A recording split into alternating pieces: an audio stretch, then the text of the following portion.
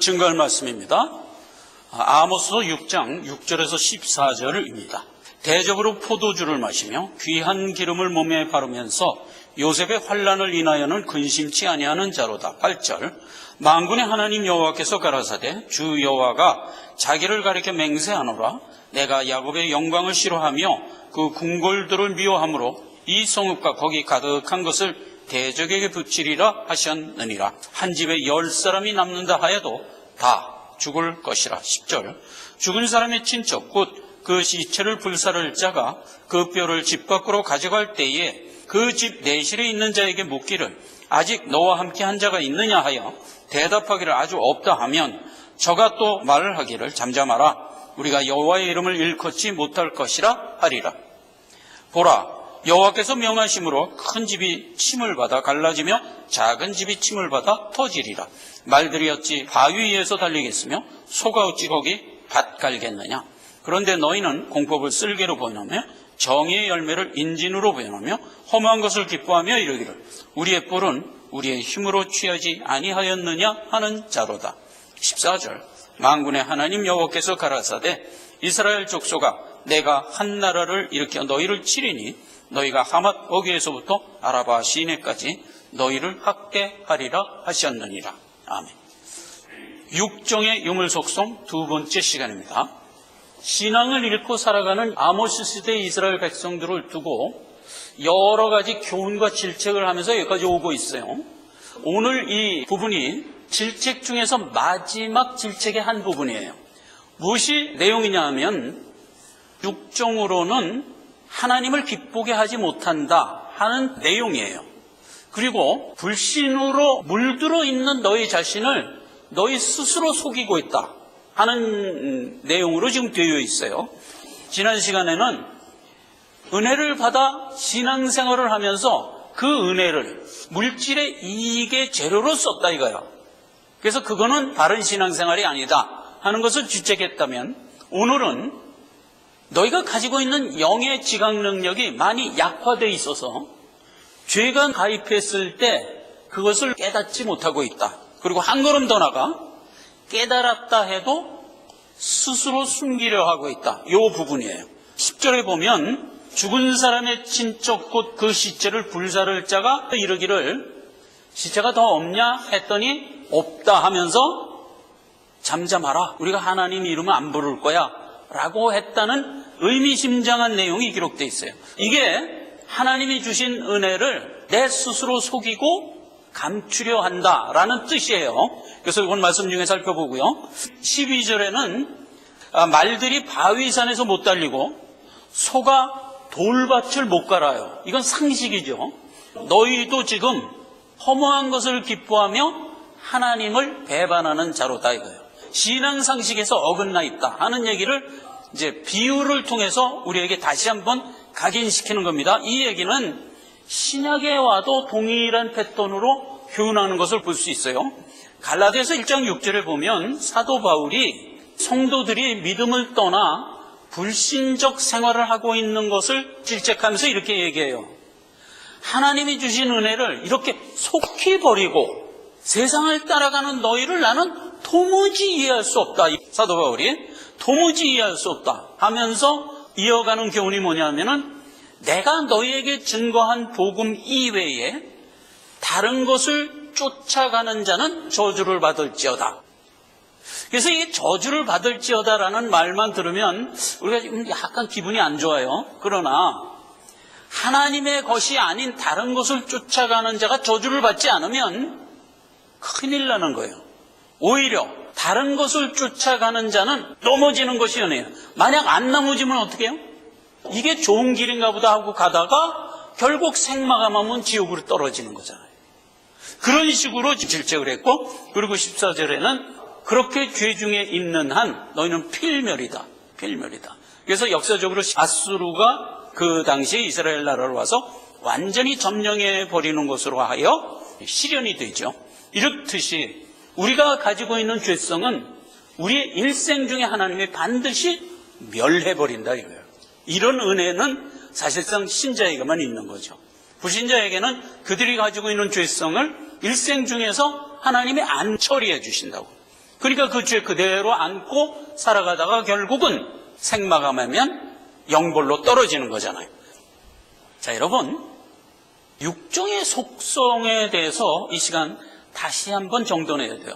구원을 받고 하나님의 자녀가 된 상태를 로마서에서는 어떻게 얘기했죠? 너희의 두 개체, 사람은 누구에게나 영과 육이 있어요. 사람을 만들 때 육을 먼저 만들고 거기에 하나님의 푸뉴마를 넣어서 영이 되게 했거든.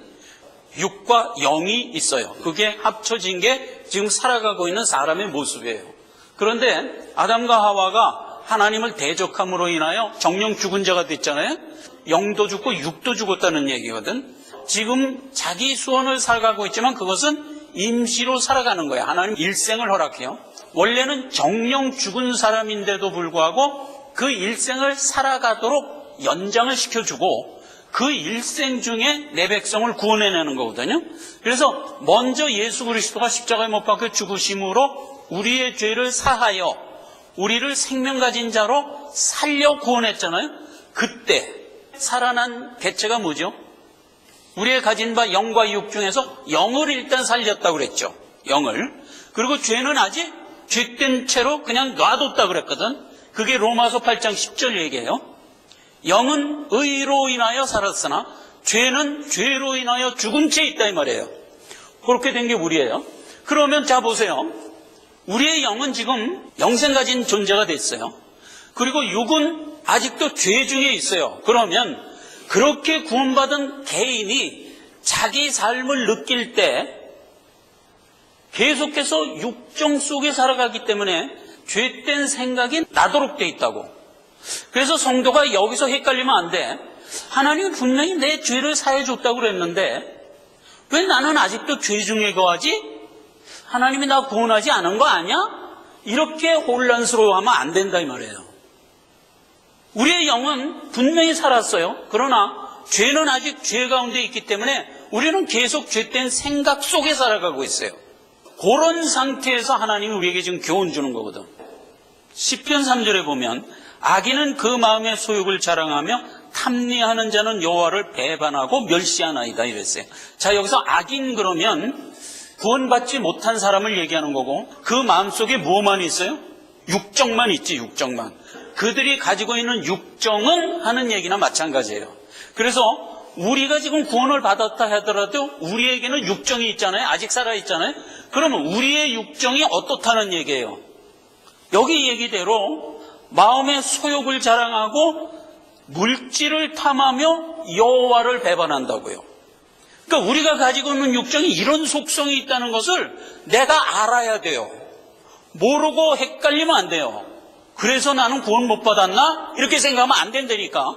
동일한 얘기를 예수님도 얘기했어요.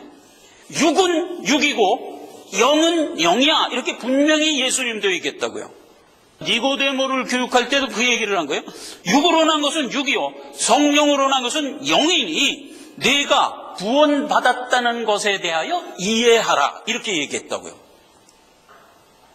구원을 받았는데 왜 내 속에 계속 죄된 생각이 있지? 하면서 혼란해하지 말고 육은 육이고 살아난 영은 영이니까 네가 지금 구원받았다 하는 것은 영이 살아났다는 것이니 이해하라 이 말이에요. 그 동일하게 오늘날 우리가 그걸 인식해야 돼요. 이게 인식이 안 되면 오늘 이 본문 말씀에서 육정에서 나오는 여러 가지 죄를 제어하라라고 하는 교훈을 이해하지 못하는 거예요. 그래서 제가 이 서론을 얘기하는 거예요. 갈라디아서 5장 17절에는 그래서 아주 직접적인 교훈을 이렇게 합니다. 육체의 소욕은 성령을 거스리고 성령의 소욕은 육체를 거스리나니 이 둘이 서로 대적함으로 너희가 원래 가고자 하는 신앙생활을 자꾸 방해한다 이 말이에요. 동일한 얘기가 로마서에 그대로 묻어 있어요. 그래서 로마서에 들어가 보면 더 확실히 알 수 있어요. 로마서 8장입니다. 1절에 그러므로 이제 예수 그리스도 안에 있는 자에게는 결코 정죄함이 없다 그랬어요. 살아난 내 영에 대해서는 누구도 정죄할 수 없다는 얘기예요. 이런 특권이 우리에게 있는 거예요. 생명의 성령의 법이 죄와 사망의 법에서 내 영을 해방했다 이거야. 영은 그렇게 해서 해방을 해서 살렸는데 육은 어떠냐? 5절에 보니까 육신을 쫓는 자는 육신의 일을, 영을 쫓는 자는 영의 일을 생각하나니 육신의 생각은 사망이요 영의 생명은 생명과 평안이니라. 육신의 생각은 하나님과 원수가 되나니 7절 이는 하나님의 법에 굴복지 아니할 뿐만 아니라 할 수도 없음이라. 육신에 있는 자들은 하나님을 기쁘게 할 수 없느니라. 이렇게 해서 영과 육에 대해서 설명을 분명히 했어요. 10절에 보니까 그리스도께서 너희 안에 계심으로 육은 죄로 인하여 죽은 것이나 영은 예수의 의로 인하여 지금 살아난 상태다 이거예요. 영과 육에 대해서 우리가 분명한 인식을 해야 돼요. 내가 알도록 하나님이 지금 신구약을 통틀어서 가르쳐주고 있냐 이 말이에요. 실상을 분명히 알고 살아난 내 영을 의지하며 영을 따라가야 돼요. 육을 의지하지 말고. 그러면 영은 어떠냐? 자 보세요. 영은 요한일서 5장 18절에 하나님께로서 난 자마다 범죄치 아니하는 줄을 우리가 아노라. 하나님께로서 나신 자가 저를 지키심에 악한 자가 저를 만지지도 못하느니라 이랬어요. 이게 실상이에요. 지금 하나님의 장중에 있어요. 그래서 우리의 영은 이제 다시 범죄할 수 없어요. 사단에게로 갈 수가 없어요. 순결하게 된 거예요. 영원히 무죄한 자가 된 거예요. 계시록에서는 뭐라고 이야기했어요? 영원히 죄와 상관없는 자가 된 거예요. 원칙적으로 얘기하면 죄라는 건 뭐예요? 사단하고 손잡았다는 뜻이거든. 그러니까 벌써 죄 그러면 사단과 같이 있는 걸 말하는 거예요. 그런데 우리의 영은 누구와 지금 같이 있다고요? 예수와 함께 하고 있다고요. 그러니까 사단을 만날 수도 없고 사단이 만약 와서 강제적으로 내 영을 만지려고 그러면 만지지도 못한다고 그랬잖아요. 건드리면 녹아버리는데 이렇게 된 게 우리의 영이에요. 영의 소욕은 어떤 거고 육의 소욕이 어떤 거냐 하는 것을 갈라디아에서는 얼마나 구체적으로 우리에게 알려줬어요.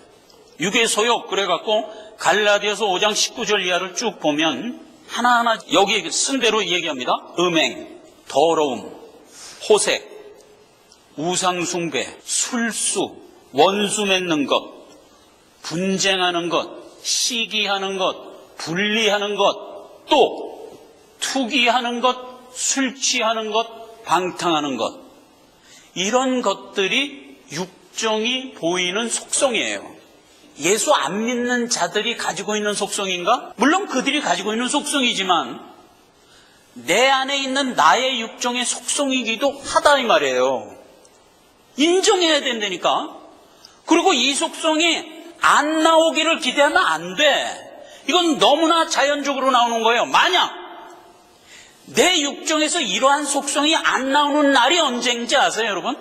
그게 죽는 날이에요. 그러니까 우리가 육신을 입고 살아가는 동안은 끊임없이 이 속성이 나오고 있다는 것을 이해하란 말이에요. 그리고 좌절하지 말란 말이에요. 하나님이 일부러 그러한 조건 속에서 내 영을 살도록 지금 허락한 거잖아요. 그러한 나의 육정 안에 내 영이 지금 고고한 생명을 가지고 함께 살아가고 있도록 하나님이 만드신 거라고요. 그렇죠? 그러니까 우리가 인정을 하고 내 영을 어떻게 고고히 지키느냐에만 전념하라 이 얘기잖아요, 결국. 그 얘기예요. 그러니까 내 육정에 이런 속성을 보이는 것에 대해서 억울해하지도 말고 이기면 되는 거니까. 그래서 영의 속성은 뭐냐? 22절 이하에 쭉 나오죠. 사랑, 희락, 화평, 오래 참음, 자비, 양선, 충성, 온유, 절제. 이런 성품이 살아난 내 영이 가지고 있는 성품이라고요. 이런 성품 여러분 지금 다 가지고 있죠? 다 가지고 있어요. 어떤 일에 내가 절제를 해야지 하는 마음이 없어요? 있어요. 어떤 일에 내가 사랑을 해야지, 어떤 일에 내가 충성을 해야지 하는 등등의 성정이 믿는 자라면 다 있어요. 자, 이 얘기는 신약에 이렇게 구체적으로 얘기했지만 구약에 가면 어떤 사건에 담아줬어. 그래서 그 사건을 들어가 보면 하나님의 명이 얼마나 확실하고 지엄한가 하는 걸 우리가 또 이해하게 돼요. 아브라함이 자식이 없었어. 86세가 되도록 자식이 없었어. 그러니까 아브라함의 아내 사라가 하나님 앞에 기도하죠. 하나님, 우리 남편이 저렇게 나이가 들어도 아기가 없고 내가 지금 70이 다 돼갖고 경수가 끊어져서 아이를 도저히 못 낳습니다. 그러니까 소시를 하나 드리겠습니다. 그래갖고 하갈이라는 젊은 여자를 들여서 남편에게 이제 얘기를 합니다. 소시를 들여서라도 자녀를 하나 만듭시다. 해갖고 만든 게 누구예요? 이스마엘. 그래서 이스마엘을 뜩 낳았단 말이에요. 아브라함과 사라가 자, 저 이스마엘이 우리의 후계자다. 이렇게 생각하고 살기로 마음의 결정을 딱 했어. 그랬는데 하나님이 그러한 아브라함과 사라에게 와서 너희들 왜 쓸데없는 짓을 하냐? 내가 네 몸에서 씨를 준다고 얘기했지. 그러니까 사라가 하나님의 말씀에 쓱 웃었어. 아니 내 나이가 지금 80이 넘었는데 그리고 우리 남편 나이가 지금 99세 내년이면 100세야. 아, 근데 무슨 씨를 주겠다는 거야? 아무리 하나님이라도 농담을 적당히 좀 하십시오 하고 핑 하고 웃었어. 그랬더니 하나님이 너 왜 웃냐? 속으로 싹 웃었는데 하나님이 그거 딱 지적하고 사라야 너 왜 웃냐? 그 사라가 이제 움찔하고 나 안 웃었는데 그랬단 말이에요. 너 웃었어? 내년에 아들 생길 거니까 그런 줄 알아. 그리고 하나님 가버려 있었어. 그리고 정말 내년에 아기를 낳았어요. 그게 누구예요? 이삭. 이렇게 된 얘기예요. 그래서 이삭을 낳고 이스마엘은 이삭 낳기 14년 전에 이미 낳았어. 그래서 이제 14살이 된 거야. 그런 상태에서 하갈이 소실이 주인 사라가 난 이삭을 핍박하기 시작하는 거야. 핍박했어. 응? 내가 비록 소실이지만 내 아들은 지금 14살이야. 이거 왜 이래? 그러면서 주인이 난 이삭과 여주인을 막 핍박했어. 그래서 된 얘기예요. 그랬더니 사라가 아브라함한테 가서 따졌어. 저 하갈이 나를 핍박한다. 당신이 책임져. 아브라함한테 따졌단 말이야. 그랬더니 아브라함이 알았어요. 당신 좋은 대로 하세요. 이랬다는 얘기예요. 사라가 한 조치가 뭐죠? 하갈과 이스마엘을 내쫓아버렸어요. 인간적으로 생각할 땐 조금 너무했다 하는 생각이 들죠. 자, 그래요. 그렇게 된 사건이에요. 그래서 하갈과 이스마엘이 그때 쫓겨나고 사라가 난 이삭으로 인하여 택한 이스라엘 백성의 씨가 연결되는 것으로 구약엔 그려진 거예요. 그 모양을 그대로 지금 갈라디아서가 갖고 왔어요. 갖고 와서 해석을 했어요. 그 해석을 한번 들어가 봅시다. 갈라디아서 4장 24절에 지금 하갈과 사라 얘기를 내가 하려고 하는데 하갈과 사라 얘기는 하나님의 구속사에 대한 비유니라 그러면서 해석을 했어요. 29절. 그러나 그때 육체를 따라 난 자가 성령을 따라 난 자를 핍박한 것 같이 이제도 그러하도다. 그러나 성경이 무엇을 말하느냐? 계집종과 그 아들을 내어 쫓으라. 계집종의 아들이 자유하는 네 아들과 더불어 유업을 얻지 못하리라. 너희는 아브라함의 본처 사라의 자녀들이니라. 자유하는 자녀들이니라. 이렇게 해서 해석을 한 거예요. 자, 그럼 보세요. 하나님이 분명히 얘기했어요. 성령을 따라 난 사라의 참 아들만이 내 계보에 들어온다 이거예요. 유업을 얻는다 이거예요. 그러니까 하나님의 천성에 갈 수 있는 자들이다. 다시 말해서 하나님의 택한 자들이다 이거예요. 아닌 것은 육이다 이 말이에요. 이렇게 비유적으로 설정해 둔 것이 아브라함의 이스마엘과 이삭 사건이었다 이 말이에요. 자, 그럼 보세요. 그때 어땠다고요? 육체를 따라 난 자가 성령을 따라 난 사라와 이삭을 핍박한 것처럼 오늘날도 동일한 구조다 이렇게 얘기하는 거잖아요. 우리 안에 육종의 소욕이 있고 성령의 소욕이 있는데 육종의 소욕이 항상 성령의 소욕을 누른다 이 말이에요. 그때처럼. 그러면서 하나님의 명이 어떻게 이어져요? 그런 상황을 맞았을 때 너는 분연히 일어나서 육종의 소욕을 내어 쫓으라 이렇게 명한 거잖아요. 사라는 하갈이 낳은 아들이 14살이 됐어도 단호하게 내쫓았어요. 그랬더니 짐 싸들고 나가버렸어요. 사라에게는 그런 권세가 있는 거예요. 그리고 사라가 이것을 누구한테 처음에 호소를 해요? 자기 남편 아브라함에게 호소를 해요. 그랬더니 아브라함도 뭐라고 그래요? 당신 소견에 좋은 대로 해 이랬다고요. 오늘날 우리가 영이 살아났어. 그런데 내 안에 있는 육정이 나를 핍박해. 그리고 하나님도 누구 편을 들어요? 내 영 편을 든다고요. 과감히 내쫓아. 네 원하는 대로 해. 하나님도 우리 편을 든다니까. 그 구조적인 얘기라고요. 이스마엘과 하갈을 내쫓은 능력이 사라에게만 있었어요? 아니에요. 오늘날 살아난 영을 가지고 있는 나에게 더욱 있다고요. 그리고 하나님도 내 편이 있어요. 아브라함도 사라에게 당신 좋은 대로 해 라고 했듯이 비유라니까. 그렇죠? 그래서 이 얘기를 신명기 31장에 보면 우리가 가지고 있는 육정이 어떻다 하는 것을 하나님이 우리를 구원하기 바로 직전에 우리에게 알려준 얘기예요. 모세한테 알려준 얘기예요. 자, 봐요. 16절. 여호와께서 모세에게 이르실 때 너는 너희 열조와 함께 자려니 와. 그런데 모세가 인도했던 그 백성은 들어갈 그 땅에서 일어나. 거기가 어디예요? 가나안 땅이죠. 가나안 땅에 들어가서 이방 신들을 음란히 쫓아 나를 버리며 내가 그들과 세운 언약을 어길 거야. 이런 청천벽력 같은 얘기를 하는 거예요. 그러면서 이어지는 말, 그러므로 이제 너희는 이 노래를 써서 이스라엘 자손에게 가리켜서 그 입으로 부르게 하여 이 노래로 나를 위하여 이스라엘 자손에게 증거가 되게 하라. 이게 무슨 얘기냐면 너희는 이제 가나안 땅에 들어가면 나를 배반할 거야 라는 것을 가사로 하여 노래를 하나 만들으래. 우리가 흔히 부르는 음률에다가 너희들은 가나안 땅에 들어가면 나를 배반하지, 너희들은 가나안 땅에 들어가면 나를 배반하지 하는 것을 노래로 만들어서 부르게 하래. 왜 부르게 합니까? 그랬더니 틀림없이 이렇게 됐을 때 그 노래가 증거가 되게 하기 위해서 하나님 그렇게 얘기한 거예요. 그러면서 이제 20절에 이렇게 얘기했어요. 내가 그들의 열조에게 맹세함과 적과 끓여놓는 땅으로 인도하여 드린 후에 그들이 먹어 배부르고 살찌면 돌이켜 다른 신들을 섬기며 나를 멸시하여 내 언약을 어기리니. 그들이 그 재앙과 환난을 당할 때 그들의 자손이 부르기를 잊지 아니한 이 노래가, 가르쳐준 그 노래가 그들 앞에 증인처럼 되리라.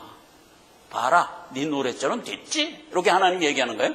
그리고 하나님의 카운터 펀치를 이렇게 날립니다. 나는 내가 맹세한 땅으로 그들을 인도하여 드리기 전 오늘날에, 드리기 전 그날에 나는 그들의 상상하는 바를 아노라.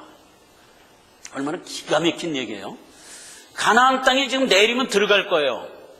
그러면서 모세한테 얘기합니다. 저들이 지금 가나안 땅에 지금 들어간다. 그러면 저들이 가나안 땅에 들어가면서 뭘 상상하냐 하면 내가 이제 가나안 땅에 들어가면 젖과 꿀이 흐르는 땅이라고 그랬으니까 먹고 배부르고 살찔 거야. 아, 신난다 하면서 가나안 땅에 들어갈 거야. 그렇게 들어가면서 이들이 뭘 상상하냐면 내가 그렇게 해서 이제 들어가면 하나님의 법은 살짝 뒤로 제낄 거야. 이렇게 상상하면서 가나안 땅에 들어간다는 얘기예요. 그걸 누가 안다? 하나님이 안다 이 말이에요. 그렇게 된 얘기라니까. 아니 이런 기가 막힌 얘기가 있어요? 여러분 생각해 보세요. 우리를 구원할 때 우리가 이제 그래서 영의 구원을 받았어. 딱 구원을 받으면 우리의 삶이 형통해져요. 여러분 우리가 구원받은 이후에 우리의 삶이 왜 형통해지는지 아시죠?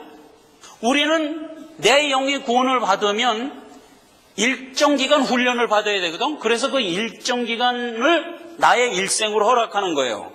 그래서 요즘엔 100세 시대라고 그러죠. 그래서 누구나 100세 이상을 살아요. 그럼 100세를 사는 동안에 하나님은 내 영이 잘 훈련받아서 장성한 분량에 이르기까지 잘 자라서 마침내 일생 다음엔 하나님 나라까지 와라 하는 의미에서 우리에게 일생을 허락하는 거예요.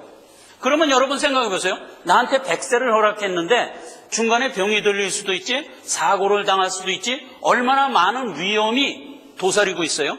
그때마다 내 일생이 이어가지 못하고 거기서 꺾이면 어떻게 될까? 안 되잖아요. 그러니까 하나님은 그걸 보장해 주는 거예요. 그래서 너는 100세 동안 훈련을 받아라 하고 우리에게 작정을 했으면 우리가 100세를 살 동안 하나님이 보장해 줘요. 근데 어떤 식으로 보장하죠? 일단 우리가 육신을 입고 살아가는 동안 먹어야 될 거 아니야? 이게 양식도 주지. 병 걸리면 안 될 거 아니야? 병도 고쳐주지. 우리가 또 살아가면서 얼마나 많은 험한 일을 만나요. 그러면 그 험한 일 만날 때마다 지난번에 태풍 때도 우리 김정숙 집사님하고 우리 목사님 가정이 그 완전히 그냥 무너졌었잖아요. 그럼 그대로 무너진 채로 놔두면 돼? 안 되니까 다시 복구시켜주고, 그렇지, 꽉 막힌 담이 있으면 그 담도 뚫어주고 하면서 하나님이 형통하게 이끌어준다니까요. 이거는 팩트예요. 그래서 우리 모든 믿는 자는 자기에게 받은 일생을 형통하게 살아가지 않을래야 할 수 없게 해 주신다고요. 그런데 왜 보세요. 그렇게 형통하게 해줬더니 무슨 부작용이 생겼다는 얘기예요. 나 하나님 필요 없어? 이런다는 얘기잖아요. 하나님이 자기 택한 자녀를 위해서 전략을 좀 잘못 세우는 것 같지 않으세요, 여러분? 아니, 형통하게 해주는 것까지는 좋다 이거야. 우리의 소원은 살아야 되니까. 그래서 형통하게 해줬더니, 아니, 형통하게 해주면 더 믿음 생활을 잘해야 되는데, 형통하게 해준 것 때문에 나 믿음 필요 없어? 그러고 불신으로 가버리면 어떻게 하느냐 이 말이에요. 이런 딜레마가 있다 이거예요. 이게 구원받은 우리가 가지고 있는 실상이라고요. 하나님이 이걸 아는 거야, 우리를. 내가 너를 구원해줘서 네 삶을 형통하게 주면 이놈아, 네가 믿음 버리고 삐질삐질 불신으로 갈 거를 내가 아노라 이 말이에요. 누구를 향한 얘기예요? 그 시절에 이스라엘 백성을 향한 얘기예요? 아니. 오늘날 나를 향한 얘기잖아요. 그러니까 우리가 지금 이 얘기를 헛도로 들으면 안 돼요. 내 얘기하는 거예요, 이게 지금 내 얘기. 하나님이 해결 방법 없이 염려만 할까? 아닐 거 아니에요. 하나님이 그렇게 염려를 했다면 어떤 조치를 했겠지? 그렇죠? 그럼 그 조치를 들어가 보면 거기에 해답이 있다 이 말이죠. 오늘 본문 말씀에 보면 여기서 한 걸음을 더 나갔어. 10절을 제가 다시 읽겠습니다. 죽은 사람이 친쫓고 그 시체를 불사를 짜가 그 뼈를 집 밖으로 가져갈 때에 그 집 내실에 있는 자에게 묻기를 아직 너와 함께 한 자가 있느냐 하여 대답하기를 아직 없다 하면 저가 또 말하기를 잠잠하라. 우리가 여호와의 이름을 걷지 않을 거야 라고 했대. 자, 이게 무슨 시크릿 같은 얘기냐. 어떤 집이, 여기서 어떤 집은 뭐예요? 이스라엘의 택한 자의 집이에요. 지금 시체가 막 뒹굴고 있어. 성경에서 시체 그럼 뭐예요? 죽었다. 생명 없다. 그게 불신을 얘기하는 거예요. 불신을. 그러면 택한 자녀의 집에 불신이 여기저기 막 섞여 있는 거야. 왜 섞여 있다고? 조금 전에 얘기했죠. 하나님이 형통하게 해줬더니 신난다 하면서 불신으로 갔다고 그랬잖아요.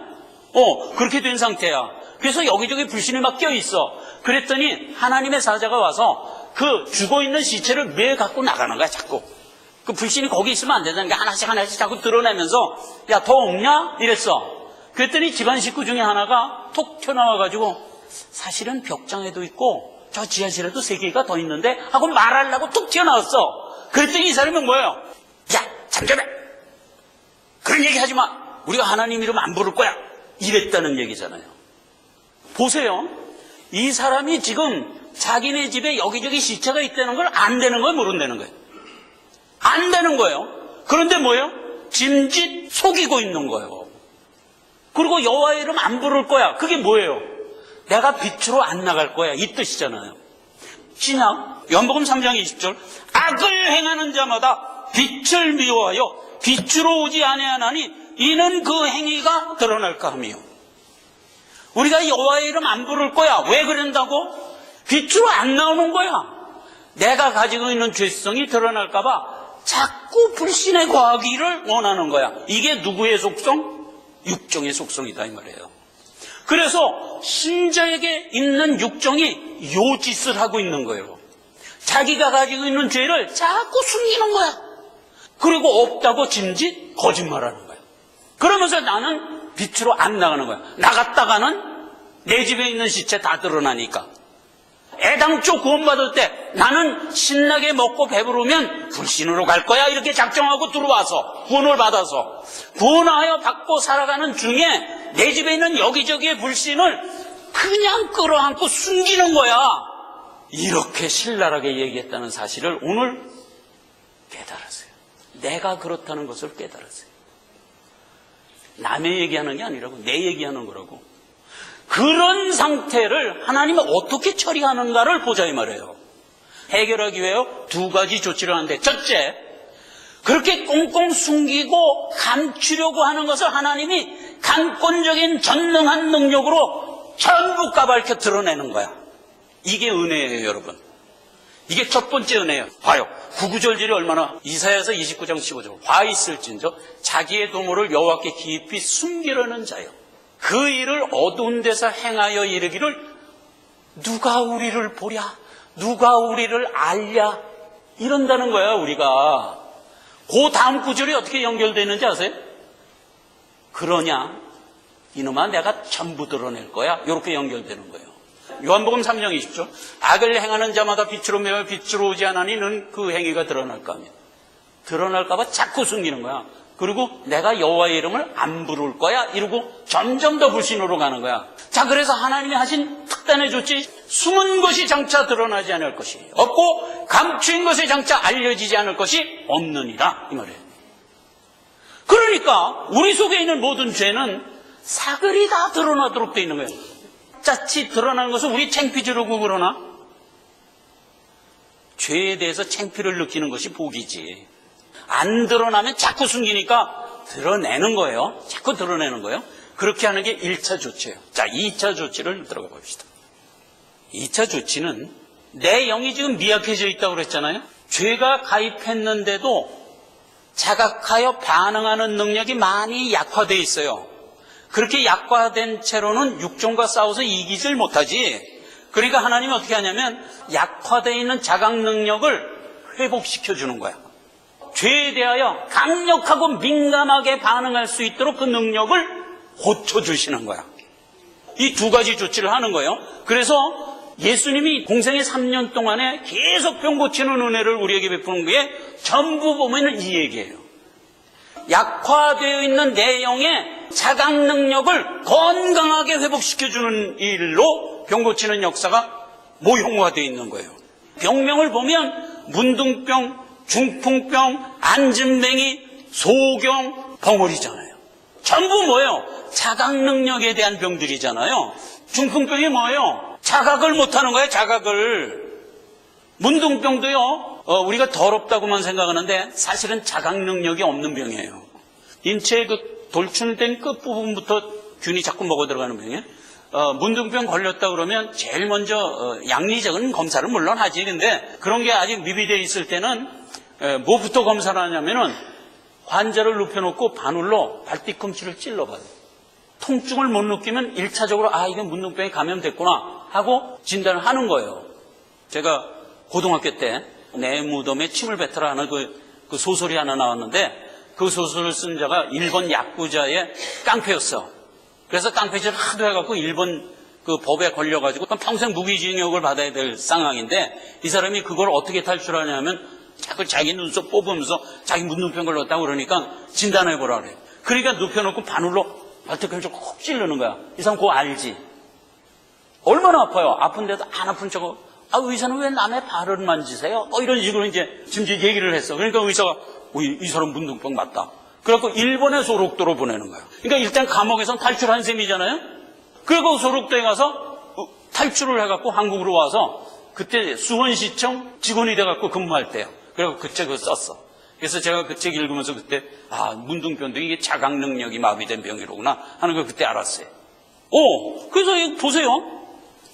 중풍병자에게 이르시되 내가 이르노니 내가 내 상을 들고 일어나 집으로 가라. 이렇게 고쳐주는 거예요. 언제나 자각 능력을 살려주는 거예요. 마태복음 10장 8절에 병든 자를 고치며 죽은 자를 살리며 문둥이를 깨끗게 하며 귀신을 쫓아내되 너희가 거둬받았으니 거저주어라. 택한 자녀들에 대한 병을 고쳐주는 얘기라고요. 그래서 택한 자녀들이 영의 자각 능력이 자꾸 약화되어 있는 것을 하나님이 고치면서 성화 생활을 하도록 하는 거예요. 비실비실 육정에 눌려서 신앙을 자꾸 잃어가고 있는 우리에게 하시는 역사예요. 은혜죠. 말씀을 맺습니다. 여러분, 우리가 생명 갖고 구원 얻을 때 어떻게 우리가 생명 갖고 나왔나요? 우리가 땀 흘렸나? 아니, 땀 안 흘렸어요. 하나님이 전적으로 은혜와 선물로서 우리에게 생명 줬어요. 그래서 우리가 처음 구원받고 나올 때 나는 내 능력으로 결단해서 믿었지 하면 이단이에요. 하나님이 전적으로 내게 생명 줬어 라고 하는 것이 바른 신앙 고백이에요. 그때 나는 신인 협동으로 구원을 얻었지 하면 이단이에요. 여러분 그건 분명히 아시죠? 그럼 그렇게 해서 구원 얻은 우리가, 생명 가진 우리가 우리의 일생을 성화 생활을 하면서 살아가요. 그때 내가 이 성화 생활을 승리하며 살아가는 것은 하나님이 내게 준 은혜와 능력에 붕붕 떠서 하지 하면 또 이단이에요. 이단이에요. 어떻게 한다? 사라처럼 나가! 이 권세가 우리에게 있잖아요. 그래서 그렇게 생명 갖고 성화 생활을 하고 있는 우리는 이제 하나님이 내게 부여준 이 권세를 갖고 나를 핍박하며 나오는 내 육정을 넉넉히 내쫓으며 가도록 명하고 있다고요. 그렇게 가는 우리에게 배후에서 측면지원을 해 어떻게 하죠? 내 속에 숨어있는 육정의 더러운 죄성을 낱낱이 드러내 주시는 거야. 그리고 내 영이 아무리 작은 죄라도 드러나면 인식하여 자각할 수 있도록 영의 능력을 최고조로 회복시켜 주는 거야. 그래서 성화의 여정에서 결단하여 나가는 건 누가 해야 된다? 내가 해야 된다. 이것이 묻어있는 전쟁이 아모리를 물리친 여호수아의 전쟁이죠. 하나님이 측면 지원을 해주죠. 태양도 붙들어주고 달도 붙들어주고 우박도 내리게 해주고. 그러나 실제로 그 전쟁에서 아모리 족속을 칼로 죽이는 것은 누가 했어야 해요? 전적으로 여호수아가 해야 했다고요. 하나님이 안 해준다고요. 똑같은 거예요. 오늘날 성화의 생활은 전적으로 내 결단과 내 의지로 싸워서 이기도록 명하고 있고 이길 수밖에 없도록 하나님이 측면 지원은 한다. 그래서 성화 생활에서 나는 은혜로 둥둥 떠서 성령의 은혜로 성화 생활을 하지 하면 이단이에요. 아까 예수 믿을 때는 어떻게 한다고? 내 능력과 내 결단으로 예수 믿었지 하면 그거 이단인 거예요. 이번엔 반대예요. 이번엔 어떻게 하냐? 내 결단과 내 능력으로 내 힘으로 물리치리라 하는 것이 바른 신앙인의 고백이에요. 단 우리는 질려야 질 수 없도록 하나님이 측면에서 지원해 준다는 것을 믿고 내게 준 권세를 활용하여 이기며 나가라. 이렇게 된 얘기가 오늘 본문의 질책에 이은 교훈이다. 기도하겠습니다. 아버지 하나님 은혜를 감사드립니다. 아모스 시대의 모든 성도들에게 여러 가지 질책과 교훈을 해주시는 가운데 오늘 마지막 부분을 살펴보았습니다. 하나님이 우리에게 허락해 주신 이 싸움을 우리의 능력과 의지로서 이기며 나아가도록 명하고 있고 하나님이 측면 지원한다는 사실을 깨닫습니다. 하나님 은혜를 다시 한번 감사를 드립니다. 우리가 사라처럼 권세를 받았사오니 더욱 빛나게 이어갈 수 있도록 역사하시옵소서. 예수님의 이름으로 기도했습니다. 아멘.